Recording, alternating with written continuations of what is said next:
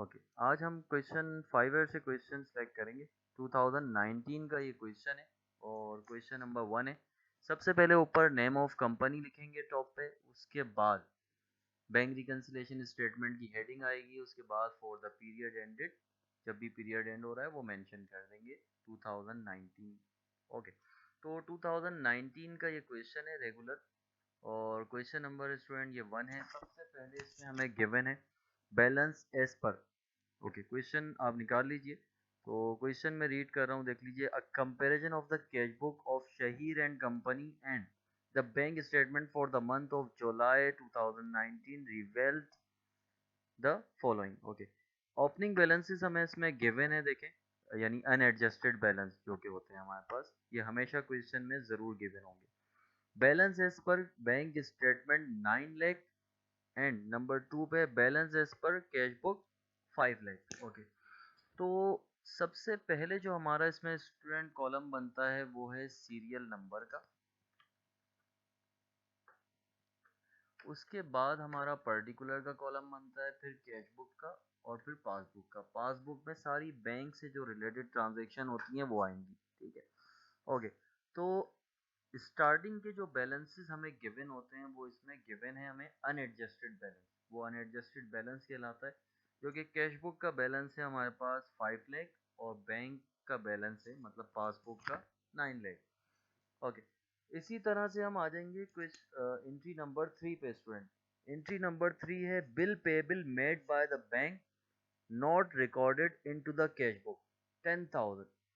Bill pay हो रहा है बैंक के थ्रू, लेकिन वो रिकॉर्ड नहीं हुआ कहाँ पर, कैश बुक में हमने रिकॉर्ड नहीं किया।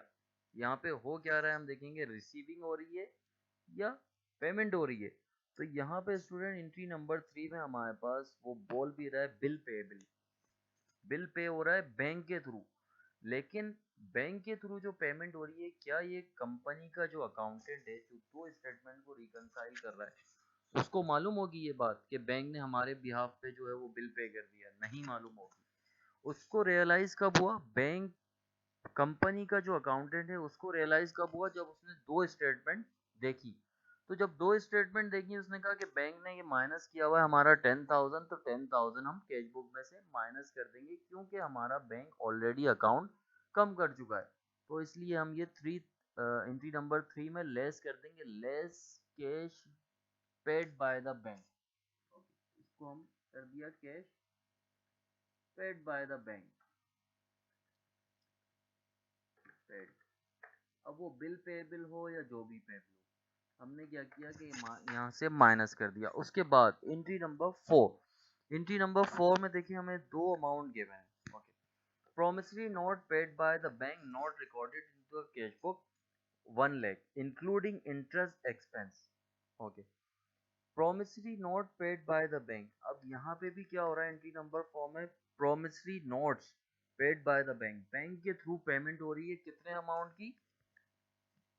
अमाउंट है हमारा 1 लाख इंक्लूडिंग इंटरेस्ट एक्सपेंस, और इसमें 10,000 इंटरेस्ट भी शामिल है, यानी 1 लाख में 10,000 इंटरेस्ट भी शामिल है। तो एक्चुअल पेमेंट कितने की हुई student?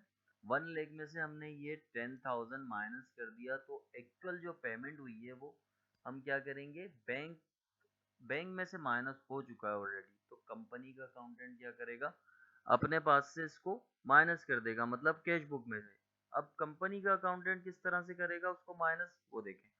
Less promissory not paid by the bank, 90,000 हमने क्या किया, यहाँ से लेस कर दिया, किसमें से? कैश बुक के कॉलम में से। उसके बाद स्टूडेंट हमारे पास इसी एंट्री में देखें, वो इंक्लूडिंग इंटरेस्ट एक्सपेंस 10,000 बोल रहा है, इंटरेस्ट एक्सपेंस 10,000। तो हम मजीद क्या करेंगे, ये 10,000 भी इंटरेस्ट, मतलब बैंक ने एज अ इंटरेस्ट, सूद जो कि हराम है, वो चार्ज किया है इंटरेस्ट।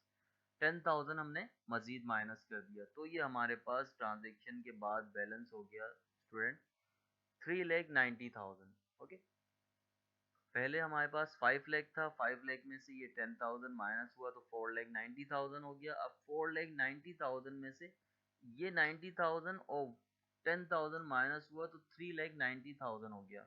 ठीक है, बैलेंसेस मैंने ब्लू कलर से यहाँ पे मेंशन किए हुए हैं, जो भी हम बैलेंस कर रहे हैं। हर ट्रांजेक्शन के बाद बैलेंस करना जरूरी है। ओके, इसी तरह से एंट्री नंबर 5 पे आ गए हम। The bank receive a direct transfer of ₹1,32,000 from customer Usman. अब यहाँ पे क्या हो रहा है एंट्री नंबर 5 में, जो कि मेंशन है, देखिए the bank receive a direct transfer. Bank ने रिसीव किया है अमाउंट, ठीक है, यहाँ पे कोई पेमेंट नहीं हो रही, बैंक क्या कर रहा है आपके अकाउंट को इंक्रीज कर रहा है, मतलब बढ़ा रहा है। तो हम क्या करेंगे स्टूडेंट, इसको a direct deposit by the customer Usman है, तो उस्मान का हमने नाम यहाँ पे मेंशन कर दिया, नहीं भी करें तो okay. Okay, A direct deposit by the customer 1,32,000 हमने यहाँ पे एड अप कर दिया, ठीक है। जब ऐड करने के बाद हमारा बैलेंस कितना हो गया, 5,22,000। डायरेक्ट डिपॉजिट हमेशा कैश बुक में ऐड होता है। ओके, तो एंट्री नंबर 6 पे आ जाएंगे। एंट्री नंबर 6 स्टूडेंट मेंशन है the bank paid the insurance 20,000 but not record by company. Company ने लेकिन उसको रिकॉर्ड नहीं किया। इंश्योरेंस की पेमेंट हो रही है बैंक के थ्रू, लेकिन ये बात कंपनी के अकाउंटेंट को थोड़ी मालूम है। जब उसने कंपनी के अकाउंटेंट ने देखा हाँ बैंक स्टेटमेंट में से हमारा ये माइनस हुआ है बैलेंस, तो कंपनी के अकाउंटेंट ने स्टूडेंट क्या किया, उसको मजीद अपने पास, बैंक तो माइनस कर चुका है ऑलरेडी आपके अकाउंट में से, तो कंपनी के अकाउंटेंट ने इसको अपने पास से भी माइनस कर दिया। इसमें एंट्री नंबर 6 में। ओके, एंट्री नंबर 6 में हमने मेंशन किया less insurance paid by the bank. कितना अमाउंट है, 20,000, तो ये माइनस कर दिया। उसके बाद जब बैलेंस किया तो हमारे पास आ गया 5,02,000। डेबिट मतलब कैश बुक का और पासबुक का बैलेंस इक्वल आना चाहिए, तो इसका मतलब क्वेश्चन सही है। ओके, एंट्री नंबर 7 पे आ जाते हैं। Unclear cheque. Okay student, unclear cheque हमेशा याद रखें पासबुक में ऐड होता है, अनक्लियर चेक, ठीक है।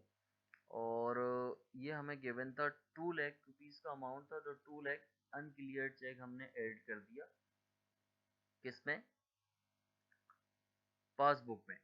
होता क्या है अनक्लियर चेक, बेसिकली इसमें होता ये है कि आपको बैंक में आपने चेक जो है वो डिपॉजिट होने के लिए दिया, ठीक है, बैंक में आपने चेक डिपॉजिट होने के लिए दिया। अब डिपॉजिट होते वक्त फॉर एग्जांपल क्लियरेंस का चेक था, उसको क्लियर होने में 1 से 2 दिन लगते हैं, ठीक है, सेम डे में भी हो जाता है मतलब, लेकिन यूजुअल जो प्रोसेस होता है उस पर हाई फीस चार्ज होती है फिर सेम डे में अगर करवाते हैं तो। और अगर नॉर्मली आप क्लियरेंस के लिए भेजो तो उसको 1 से 2 दिन लग जाते हैं, ठीक है। तो अनक्लियर चेक क्या होता है कि बैंक में डिपॉजिट होने के लिए गया और क्लियरेंस में उसको टाइम लग रहा है, लेकिन कंपनी के अकाउंटेंट को पता है कि हाँ हमने चेक 2 लाख का चेक जो है वो बैंक में डिपॉजिट होने के लिए भेजा हुआ है, ये आज नहीं तो कल डिपॉजिट हो जाएगा। अब कंपनी का अकाउंटेंट क्या करेगा, पासबुक में ऐड कर देगा अनक्लियर चेक के नाम से, जो कि हमने एंट्री नंबर 7 में किया है, 2 लाख से ऐड कर दिया। ओके, ऊपर 9 लाख था, 9 लाख में ये 2 लाख प्लस हुआ तो ये हो गया 11 लाख का अमाउंट, ठीक है। इसी तरह से एंट्री नंबर 8 में आ जाएंगे student, dividend collected by the bank not recorded in the cash book 1,50,000। Dividend, अच्छा डिविडेंड क्या होता है, बेसिकली प्रॉफिट होता है, आपने शेयर्स लिए हुए तो उस पर आपको एज अ डिविडेंड प्रॉफिट मिला है, ठीक है। जब भी डिविडेंड होगा या जब भी बैंक बोले क्रेडिटेड बाय द बैंक, इसका मतलब ये सारी ट्रांजेक्शन कैश बुक में ऐड होंगी। ओके, तो अमाउंट हमने क्या लिखा एंट्री नंबर 8 में, 8 dividend by the bank, bank ने हमें डिविडेंड मतलब प्रॉफिट दिया है, ठीक है। तो 1,50,000 से ये ऐड कर दिया हमने डिविडेंड। तो जब 5 लाख, ये जो 5 लाख अमाउंट है इसमें हमने ऐड किया 1,50,000, तो स्टूडेंट ये हो गया हमारे पास 6,52,000। ओके, इसी तरह से एंट्री नंबर 9 पे आ जाएंगे, transaction charges 15,000 not recorded in the cash book. Bank ने क्या किया कि ट्रांजेक्शन जो हमारी हो रही थी, मल्टीपल ट्रांजेक्शन जो हो रही थी, बैंक ने उस पर चार्जेस चार्ज किए, तो बैंक ने तो आपके अकाउंट को ऑलरेडी माइनस कर दिया होगा 15,000 से, लेकिन ये बात कंपनी के अकाउंटेंट को नहीं पता स्टूडेंट। जब कंपनी के अकाउंटेंट ने इस बैंक की स्टेटमेंट देखी, उसने कहा हाँ ट्रांजेक्शन चार्जेस भी तो हमें चार्ज हुए जो कि माइनस हुए हुए हमारे अकाउंट से, तो हम क्या करेंगे कैश बुक में से माइनस कर देंगे ये 15,000। तो ये 15,000 स्टूडेंट हमने क्या किया, माइनस कर दिया। यहाँ पे एंट्री नंबर 9 में 15,000 लिखेंगे हम, less transaction charges by the bank 15,000। Okay, इसी तरह से एंट्री नंबर 10 पे आ जाएंगे स्टूडेंट। एंट्री नंबर 10 है, a cheque was issued to Aamir for the payment of 13,000 but erroneously recorded by the company 31,000। अब यहाँ पे देखेंगे स्टूडेंट कि चेक रिसीव हो रहा है या इशू हो रहा है, और कर कौन रहा है, ठीक है, कंपनी कर रही है बेसिकली चेक इशू, और मिस्टेक किसने की है। अब ये एरर है, एरर की पहचान क्या है, इसमें दो अमाउंट गिवन होंगे और वो बोलेगा कि इनकरेक्टली रिकॉर्ड या एरर यूजली रिकॉर्ड, ठीक है। जैसे कि एंट्री नंबर 10 में दोबारा रीड कर रहा हूँ, आप लोग देख लीजिए। A cheque was issued to Aamir for the payment 13,000 but erroneously recorded by company as 31,000। Actual cheque जो पेमेंट हुई है, ऊपर वाला अमाउंट जो है वो एक्चुअल अमाउंट है, ठीक है, 13,000, लेकिन हमने अपने पास से क्या किया, 31,000 माइनस कर दिया। अब यहाँ पे स्टूडेंट होगा ये कि हमने ज़्यादा माइनस कर दिया, ठीक है, हमें माइनस करना था कितना, 13,000। ओके, हमने माइनस कर दिया कितना, 31,000। अब इन दोनों का डिफरेंस निकालें, हमने ज़्यादा माइनस कर दिया, पेमेंट कम की हुई है, हमने माइनस क्या कर दिया, 31,000 ज़्यादा। अब क्या करेंगे स्टूडेंट, यहाँ पे हम लिखेंगे add over statement is record by the company at the time of payment या at the time of issuance a cheque, ठीक है। तो ये हम क्या करेंगे, इन दोनों का डिफरेंस निकालेंगे, 31,000 में से माइनस करेंगे 13,000, 18,000 डिफरेंस आया, वो हम ऐड कर देंगे। क्यों, क्योंकि हमें माइनस करना था 13,000 रुपये, ऑलरेडी हमने क्या किया, 31,000 रुपये माइनस कर दिए 31,000। तो इन दोनों का डिफरेंस निकाला, जो अमाउंट आया उसमें हमने मेंशन किया add over statement is record by the company at the time of payment, ठीक है, मतलब ज़्यादा रिकॉर्ड कर लिया था हमने पेमेंट करते वक्त, तो उसको मजीद हमने एड अप कर दिया। ओके, इसी तरह से एंट्री नंबर 11 पे आ जाएंगे, unpresented cheque 4 lakh. Okay, unpresented cheque क्या हुआ, अनप्रेजेंटेड चेक क्या होता है student, unpresented cheque, unpresented cheque basically cheque आपने कंपनी से इशू कर दिया, कंपनी के अकाउंटेंट ने अपने एम्प्लॉयज को फॉर एग्जांपल सैलरीज डिस्ट्रीब्यूट कर दी चेक के थ्रू। अब वो जो चेक दिया है, क्या बैंक के में जो अकाउंट मेंटेन हो रहा है उनको ये बात मालूम होगी कि आपके कंपनी के अकाउंटेंट ने जो है वो चेक इशू कर दिया है, नहीं मालूम होगी। तो क्या करेगा कंपनी का अकाउंटेंट, जब स्टेटमेंट देखेगा बैंक की, तो बोलेगा मैंने 4 लाख का जो चेक इशू किए थे, मल्टीपल चेक्स इशू किए थे फॉर एग्जांपल, तो बैंक ने तो वो माइनस ही नहीं किए। अब क्या करेगा कंपनी का अकाउंटेंट, बैंक में से वो 4 लाख की अमाउंट माइनस कर देगा, और in simple in short unpresented cheque हमेशा, अनप्रेजेंटेड चेक हमेशा पासबुक में से माइनस होगा, जो कि एंट्री नंबर 11 में हमने अनप्रेजेंटेड चेक किया, ठीक है, 4 लाख। तो ये हमारे पास जब 11 लाख में से ये 4 लाख माइनस हुए तो 7 लाख हो गया, ठीक है। अच्छा जी, तो इसी तरह से हम क्वेश्चन एंट्री नंबर 12 पे आ गए, rent earn 30,000 was collected and credited by the bank but recorded in cash book, but not recorded in cash book लिखा हुआ है यहाँ पे, but not recorded in cash book. Okay, bank ने क्या किया कि रेंट कलेक्ट किया कंपनी के बिहाफ पे, एंट्री नंबर 12 में कंपनी के बिहाफ पे रेंट कलेक्ट किया कितना, 30,000 से, लेकिन ये बात हमारे कंपनी के अकाउंटेंट को नहीं मालूम। और जब भी बैंक बोल दे क्रेडिटेड बाय द बैंक, तो उसका मतलब क्या होगा, वो एंट्री हमेशा कैश बुक में ही एड अप होगी। ओके, इसके बाद स्टूडेंट हम आ गए एंट्री नंबर 12 पे। ये कंप्लीट क्वेश्चन है, इतने लॉन्ग क्वेश्चन वैसे आते नहीं है। ओके, एंट्री नंबर 12 है हमारी, सॉरी 12 सॉल्व हो गई, एंट्री नंबर ये हमारी 13 आ गई, 13। ओके, 13 में हमें दो अमाउंट गिवन है स्टूडेंट। 13 एंट्री है हमारी, zakat deduction 30,000 and markup credited 70,000 by bank.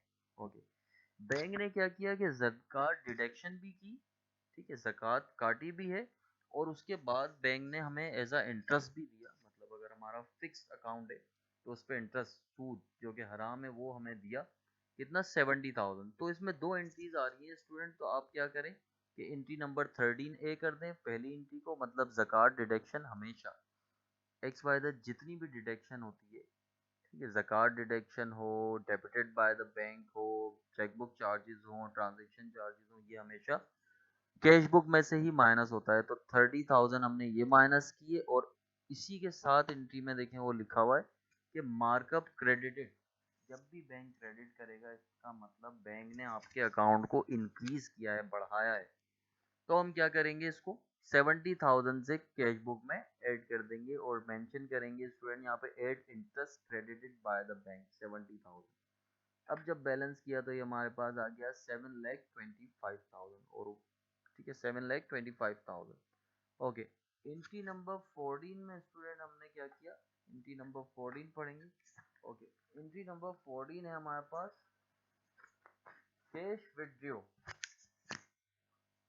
With okay withdrawal of cash 25,000 from bank for personal use not recorded into the cash book। Cash book में रिकॉर्ड नहीं किया। ओके, विड्रॉ किया है हमने cash कहाँ से, बैंक, बैंक में से विड्रॉ किया होगा, ठीक है, लेकिन क्या किया हमने, कैश बुक में हमने रिकॉर्ड नहीं किया, ठीक है, पर्सनल यूज के लिए आपने क्या किया, बिजनेस में से पर्सनल यूज के लिए आपने कैश विड्रॉल किया, मतलब यहाँ पे एज अ ड्राइंग हुई है, ड्राइंग कि बैंक में से आपने कैश निकाल लिया लेकिन वो बिजनेस में नहीं लगाया बल्कि अपने पर्सनल यूज के लिए उस कैश को यूज किया है, मतलब 25,000।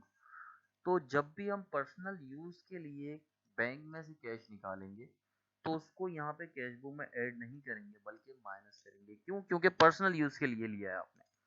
तो हम लेस करेंगे, less cash withdrawal from personal use.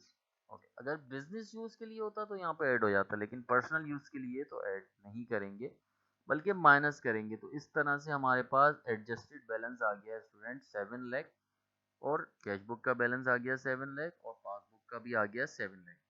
Okay, अब आप इसको एक बार गो थ्रू कर लीजिए, मैं स्मॉल करके दिखा देता हूँ। क्वेश्चन काफ़ी बड़ा है, लेंदी क्वेश्चन है, तो ये एक इसका स्क्रीनशॉट आप ले लीजिए अगर चाहें तो, या मैं आपको एक बार कंप्लीट क्वेश्चन इस तरह से शो कर देता हूँ। 2019 रेगुलर का क्वेश्चन था, तो ये हमारा क्वेश्चन सारा सॉल्व हो गया और एडजस्टेड बैलेंस इक्वल हो गए, ठीक है।